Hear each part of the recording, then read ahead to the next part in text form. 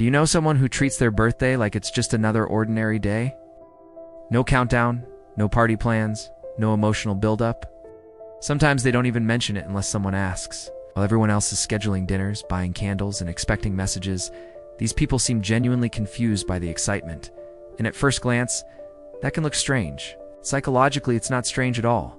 In fact, it reveals something surprisingly deep about how they experience identity, time, and social connection. And once you understand what's happening beneath the surface, you may start seeing these people or even yourself in a completely different way. Because the way someone treats their birthday isn't just a preference, it's a psychological signal. Most people think birthdays matter because they're celebrations. But from a psychological standpoint, birthdays are much more than cake and candles. They're social markers. They're symbolic moments where attention is temporarily redirected toward one person, reinforcing their existence within a group. On a birthday, society pauses and says, "You matter, we see you." For many people, this recognition feels good. It validates their sense of self. It reassures them that they're valued. But for people who quietly ignore their birthday, something different is happening. Their sense of worth isn't anchored to that external recognition. Psychologists describe this as an internal locus of identity. These individuals don't rely heavily on social rituals to confirm who they are. Their self-concept is internally stabilized. They don't need a calendar reminder to feel significant. Their confidence doesn't come from being celebrated. It comes from being grounded. This doesn't mean they dislike people, and it definitely doesn't mean they're depressed or disconnected. In fact, research consistently shows that people with strong internal identity frameworks often score higher on authenticity measures. They're less likely to perform for approval, less likely to shape their behavior around expectations. They don't ask, "How am I supposed to feel today?" They ask, "How do I actually feel?" So when their birthday arrives, they don't feel compelled to act excited just because the date demands it. If the day feels normal, they treat it as normal. That quiet consistency is often mistaken for indifference, but psychologically, it's a sign of self-integration. There's another layer most people miss. People who ignore birthdays often experience time differently. For most of us, birthdays act like psychological checkpoints. They divide life into neat segments. Another year older, another milestone passed, another reminder that time is moving forward. These moments can trigger reflection, pressure, or urgency. Am I where I should be by this age? Have I accomplished enough? But birthday-neutral individuals don't relate to time that way. Psychologists refer to this as low temporal landmark salience. In simple terms, they don't attach emotional weight to arbitrary calendar markers. To them, growth doesn't happen in yearly jumps. It happens gradually, invisibly, day by day. Instead of seeing life as a series of milestones, they see it as a continuous process. No single day holds more meaning than another, unless something genuinely meaningful happens. It's a mindset that's surprisingly aligned with mindfulness philosophies, being present rather than ceremonial. And because of this, birthdays don't trigger existential reflection or emotional spikes. They're just days. Not because life is meaningless, but because meaning isn't outsourced to dates. It's created internally through experience. Now here's the part that often gets misunderstood the most. Birthday celebrations require emotional labor.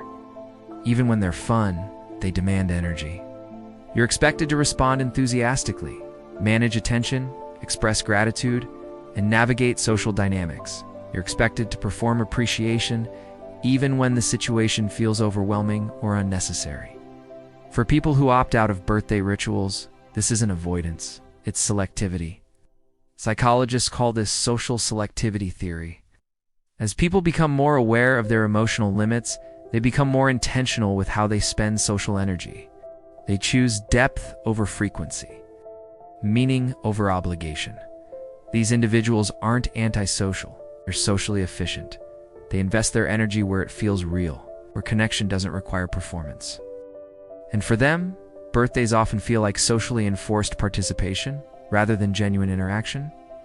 Opting out becomes a form of boundary setting. It's a quiet way of saying, I care about people, but I don't want to engage in rituals that feel emotionally draining. And contrary to popular belief, this kind of boundary setting is psychologically healthy. It reduces burnout, preserves emotional authenticity. There's also a cultural layer to this. In societies where productivity, youth, and progress are constantly emphasized, birthdays can become subtle stressors. They highlight aging. They invite comparison. They ask people to reflect on where they should be. People who disengage from birthday culture often disengage from those comparisons too. They're less interested in measuring life against external timelines. They don't ask, am I ahead or behind? They ask, am I aligned? That shift alone changes how a person experiences aging, success, and self-worth. And here's something fascinating. Studies on self-determination show that people who prioritize autonomy, competence, and internal motivation often place less importance on symbolic validation. Their satisfaction comes from progress, not applause. From consistency, not celebration.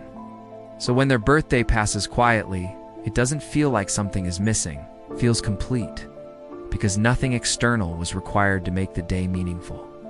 This is why it's a mistake to assume that ignoring birthdays means someone is lonely, sad, or disconnected.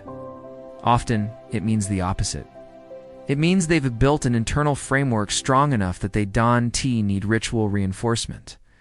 They feel whole without being highlighted, comfortable without being centered, seen without being celebrated. Of course, this doesn't mean birthdays are bad. For many people, they're joyful, connective experiences.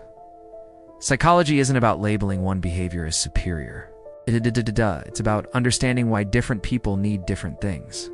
Some people recharge through attention. Others recharge through privacy. Some people feel loved through celebration. Others feel loved through consistency. Neither is wrong. They're just wired differently. So if you're someone who treats your birthday like a regular day, you're not broken, you're not cold, you're not emotionally distant.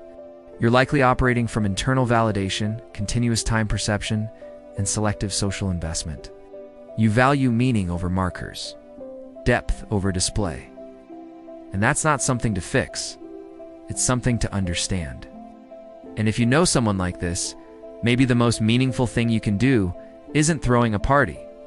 Maybe it's respecting their rhythm, meeting them where they are, understanding that not everyone wants to be celebrated.